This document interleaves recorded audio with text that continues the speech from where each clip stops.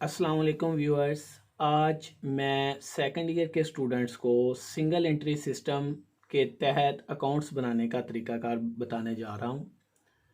Single entry system इस हिसाबकारी का वो तरीकाकार है जिसके तहत सिर्फ शख्सी अकाउंट्स को मुरतब किया जाता है, जबकि गैर शख्सी और रस्मी हिसाबात को सिरे से ही नज़रअंदाज कर दिया जाता है।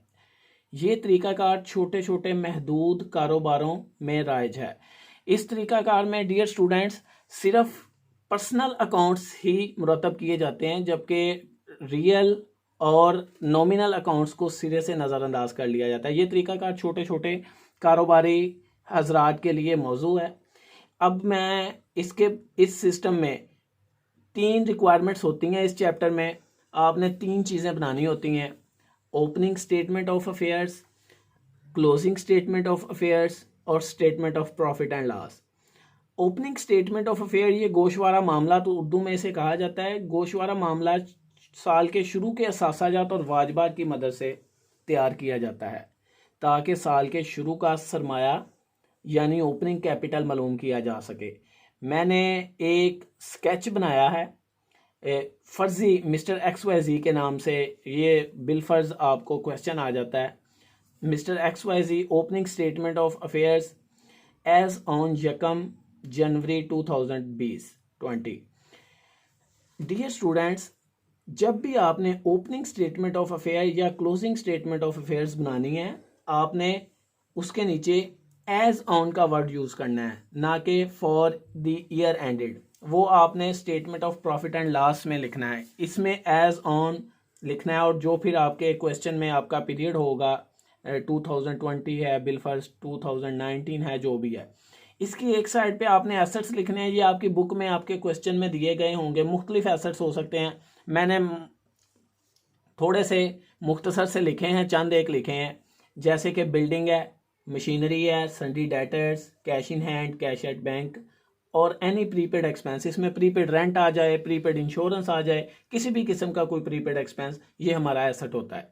ऐसे ही बिल्कुल लाइबिलिटी साइड में बैंक ओवरड्राफ्ट आ जाएगा। बैंक ओवरड्राफ्ट वो अमाउंट होती है जो हमने अपनी असल रकम से ज़्यादा बैंक से निकलवाई हुई होती है, और ये हमारी लाइबिलिटी एक किस्म का ये बैंक लोन है, शॉर्ट टर्म। बिल पेएबल होता है, बैंक लोन फ्रॉम फ्रेंड आ जाए, लोन फ्रॉम वाइफ आ जाए, loan from any other person आ जाए, तो ये हमारी लाइबिलिटी में लिखा जाएगा। सन्ड्री क्रेडिटर्स वो लोग होते हैं जिनसे हमने उधार लिया होता है। इसी तरह हम ओपनिंग एसेट्स का सारा टोटल लगाएंगे, उसमें से ओपनिंग लाइबिलिटीज़ ये सारी माइनस कर देंगे, तो जो फिगर हमारे पास बचेगी इसको हम ओपनिंग कैपिटल कहेंगे, यानी कि साल के शुरू का सरमाया। इसको इधर लाइबिलिटी साइड पे लिखा जाएगा। एसेट्स के टोटल में से लाइबिलिटीज़ का टोटल माइनस करने के बाद जो रकम आती है वो हमारा ओपनिंग लाइबिलिटीज़ होती है। जी बिल्कुल इसी तरह क्लोजिंग स्टेटमेंट ऑफ अफेयर है, इसको साल के एंड पे बनाते हैं, एज ऑन 31 दिसंबर 2020। इसमें भी बिल्कुल ऐसे ही है। एसेट्स में हम एसेट्स लिखेंगे, cash in hand, cash at bank, मसलन ये मैंने फर्जी लिखे हैं, सन्डी डेटर्स। इसमें डियर स्टूडेंट्स, इसमें एक चीज़ का लाजमी ख्याल रखना है कि अगर क्वेश्चन में कोई भी एडजस्टमेंट दी गई हो क्वेश्चन के नीचे, जैसे कि आगे मैं जब क्वेश्चन शुरू करूँगा इस चैप्टर के, उसके नीचे एडजस्टमेंट्स दी गई होंगी, उन्हें हमने क्लोजिंग स्टेटमेंट ऑफ अफेयर्स में ही उनका ट्रीटमेंट करना है, ना कि ओपनिंग स्टेटमेंट में। ओपनिंग स्टेटमेंट ऑफ अफेयर में बिल्कुल ऐसे के तैसे ही एसेट्स हमने लिख देने हैं जैसे कि क्वेश्चन में दिए गए हैं, उनमें किसी किस्म की कोई एडजस्टमेंट का ट्रीटमेंट नहीं करेंगे। ये सन्डी debtors minus bad debts minus provision for bad debts. Bad debts वो अमाउंट होती है जो हमारे पैसे ख़त्म हो जाते हैं, मसलन हमारे कस्टमर्स देने से इनकार कर जाते हैं, हम ये कहते हैं कि ये हमारे पैसे इरिकवरेबल हो गए हैं, ये हमें रिकवर नहीं होंगे, ये हमारे डेटर्स में से माइनस हो जाते हैं। बकाया जो डेटर्स की अमाउंट बचती है, बिल फर्ज मैं फ़र्ज कर लेता हूँ मेरे पास 1 लाख के सन्डी डेटर्स थे, उसमें से 5000 के बैड डेट्स हो गए। अब मेरे पास नेट सन्डी डेटर्स 95,000 है, उनका मैं 5% जैसा कि एडजस्टमेंट में दिया गया होगा, 5%, 7.5%, 2%, जो भी परसेंटेज दी गई होगी वो हम 95,000 का परसेंटेज लेके इसमें से माइनस करके नेट अमाउंट इधर बाहर एसेट्स वाली साइड पे दिखाएंगे।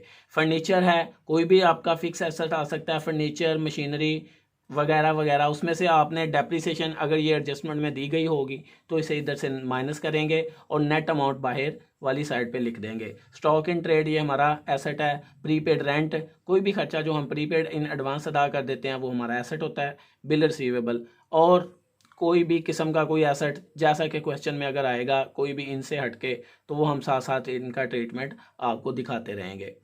इस सन्डी डेटर एसेट साइड में हमारी कंप्लीट हो गई। अब हम लाइबिलिटी साइड पे सन्डी creditors, bill payable, notes payable, bank loan, या इस बैंक लोन के ऊपर लोन फ्रॉम वाइफ भी आ सकता है, लोन फ्रॉम फ्रेंड आ सकता है, लोन फ्रॉम फादर आ जाए, हम उसे लोन ही समझेंगे। और उस लोन के ऊपर अगर एडजस्टमेंट में इंटरेस्ट क्या बताया गया है 9%, 7%, जो भी परसेंटेज दी गई होगी उस परसेंटेज के मुताबिक हम इंटरेस्ट कैलकुलेट करेंगे। यही बैंक ओवरड्राफ्ट भी है। इसमें से इसको माइनस कर देंगे, सन्डी टोटल एसेट्स का टोटल लगाएंगे, उसमें से लाइबिलिटी साइड माइनस करने के बाद जो फिगर हमारे पास कैलकुलेट होगी वो हमारा क्लोजिंग कैपिटल होगा और इसे क्लोजिंग स्टेटमेंट में लाइबिलिटी साइड पे दिखाएंगे। ये क्लोजिंग स्टेटमेंट साल के एंड के असासाजात और एंड के वाजबात की मदद से बनाई जाती है। इसमें अगर किसी किस्म की आपको प्रॉब्लम हो तो आप मेरे नीचे दिए गए व्हाट्सएप नंबर पर रब्ता कर सकते हैं और मुझसे आप किसी भी किस्म की हेल्प ले सकते हैं। अब मैं आपको इस चैप्टर में थर्ड रिक्वायरमेंट जो होती है statement of profit and loss, असल में जिसका मकसद ही ये होता है कि साल के एंड पर नफ़ा या नुकसान मालूम किया जा सके, वो बनानी सिखा रहा हूँ। इसमें आपको ये एक मैंने बना दिया है इसका मेथड, इसका परफार्मा, इसके ऊपर ये एक फार्मूला लिखा गया है। डियर स्टूडेंट्स, आपने ये फार्मूला याद कर लेना है, फिंगर टिप्स पे याद कर लेना है। नहायत ही आसान फार्मूला है।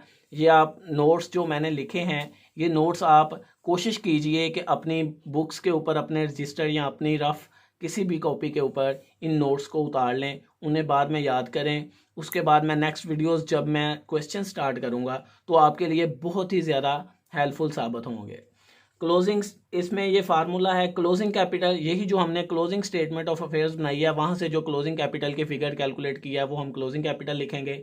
इसमें ऐड ड्राइंग करेंगे। ड्राइंग वो अमाउंट होती है जो कारोबार का आनर यानी कि मालिक अपने ज़ाती इस्तेमाल के लिए कोई भी चीज़ in form of cash, in form of things, in form of any usable thing from business निकालता है, वो ड्राइंग कहलाती है। उसे हम उसमें से ऐड करेंगे क्लोजिंग कैपिटल में। जो फिगर आएगी उसे लिखने के बाद उसमें से फ्रेश कैपिटल या फर्दर कैपिटल या एडिशनल कैपिटल, इसे हम उसमें से माइनस कर देंगे। फ्रेश कैपिटल डियर स्टूडेंट्स या फर्दर कैपिटल या एडिशनल कैपिटल, ये वो कैपिटल होता है जो साल के दौरान कारोबार का मालिक अपनी पॉकेट से कारोबार में कोई एक्स्ट्रा पैसे लगाता है। ओपनिंग कैपिटल को इसमें से माइनस कर देंगे। फिर जो फिगर आएगी उसमें से इंटरेस्ट ऑन कैपिटल, अगर ये एडजस्टमेंट में दिया गया है तो इसे माइनस करेंगे। याद रखिएगा स्टूडेंट्स, इंटरेस्ट ऑन कैपिटल हम हमेशा ओपनिंग कैपिटल और फ्रेश कैपिटल दोनों के ऊपर ही कैलकुलेट करेंगे।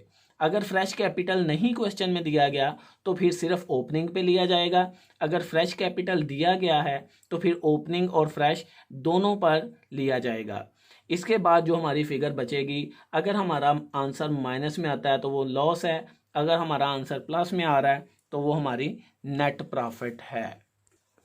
ये तो थे 3 परफॉर्मास जो मैंने आपसे डिस्कस कर लिए, opening statement of affairs, closing statement of affairs और statement of profit and loss. अब जैसे कि मैं साथ में बता रहा था कि नीचे कोई एडजस्टमेंट्स दी होंगी, मसलन मैं 2-3 एडजस्टमेंट्स यहाँ पे लिखी हैं, ये आपके नोट्स के लिए, आपकी इन्फॉर्मेशन के लिए। डेप्रिसिएशन ऑन फर्नीचर आ जाती है, मशीनरी आ जाती है या बिल्डिंग आ जाए, तो डेप्रिसिएशन जिस चीज़ के ऊपर हो यही सेम ट्रीटमेंट होगा। हम इसे किसी भी एसेट में less from particular asset in closing statement of affairs, closing statement में जिस भी एसेट की डेप्रिसिएशन है उसे उस एसेट में से नफ़ी करेंगे।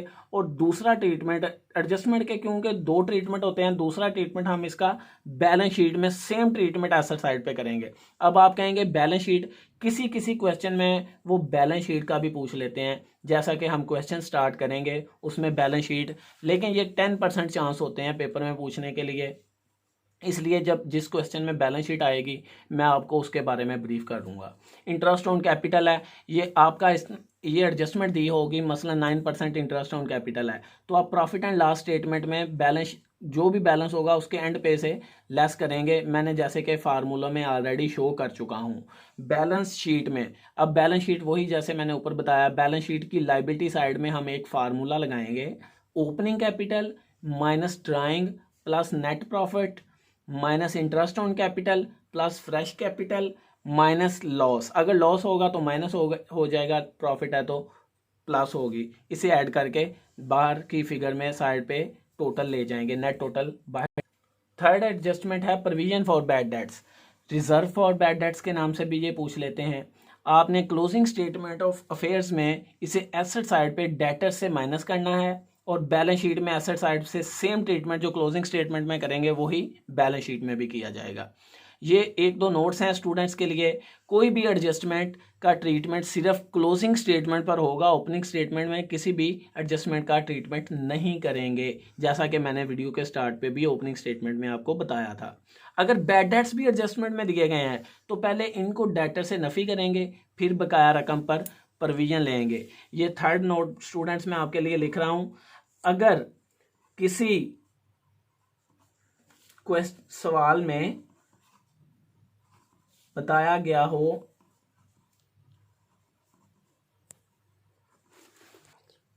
अगर किसी क्वेश्चन में जैसा कि बताया गया हो कि मिस्टर XYZ ने अपना कारोबार इतनी अमाउंट के साथ स्टार्ट किया है, ये क्वेश्चन के शुरू में बता दिया जाता है कि मिस्टर XYZ ने अपना कारोबार 50,000 के साथ स्टार्ट किया, तो ये अब हमें फिगर बता दी गई है। इस क्वेश्चन में फिर हम ओपनिंग स्टेटमेंट नहीं बताएं, यही जो ओपनिंग कैपिटल दिया गया है जिसके साथ उसने कारोबार स्टार्ट किया है, इसी को ही ओपनिंग कैपिटल समझा जाएगा। यही ओपनिंग कैपिटल है। इस क्वेश्चन में ओपनिंग स्टेटमेंट नहीं बनेगी, फिर क्लोजिंग स्टेटमेंट बनेगी। जी तो स्टूडेंट्स, ये मेरे मुख्तसर से नोट्स कंप्लीट हो गए। आई होप दैट आपको अंडरस्टैंडिंग हुई होगी, किसी किस्म की प्रॉब्लम नहीं होगी। अगर फिर भी आप मेरी किसी किस्म की हेल्प चाहते हैं तो नीचे दिए गए व्हाट्सएप के नंबर पर आप मुझसे गाइडेंस सीख कर सकते हैं, आप मुझसे कॉन्टैक्ट कर सकते हैं। जी तो स्टूडेंट्स, अल्लाह हाफिज़। आई होप दैट आपको आज का लेक्चर समझ आया होगा और पसंद भी आया होगा। अल्लाह हाफिज़।